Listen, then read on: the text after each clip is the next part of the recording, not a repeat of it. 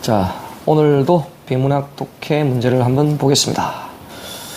지금 보실 이 문제는 여러분 보다 보면 이렇게 문제가 통계를 통해, 기사의 통계를 통해 추론할 수 없는 거라고 되어 있죠. 이 통계를 통해 추론하는 것은 논리적으로 사고하라는 거지 이게 추리 상상하라는 이야기가 아니거든요.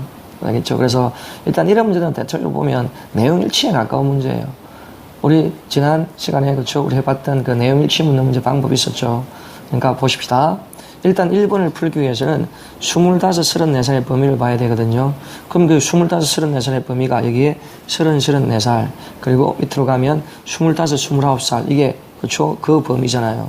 그때 남성 중 대략 반 정도가 부모와 동거한다고 했죠. 그럼 남성을 찾아보면 되지.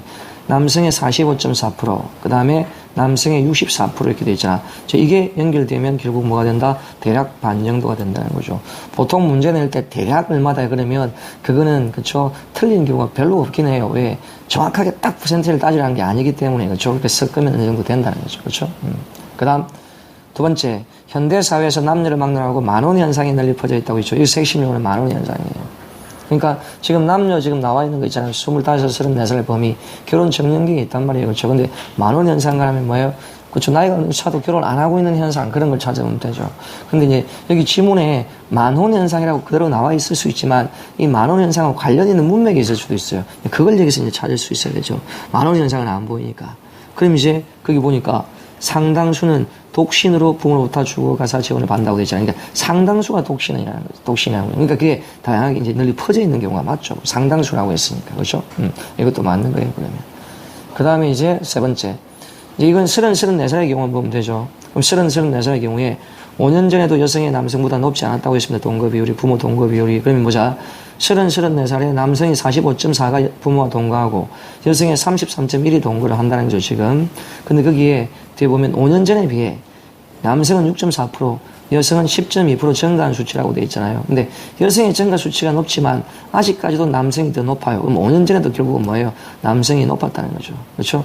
그러니까 여성이 남성보다 높지 않았다는 게 맞는 표현이란 말이에요.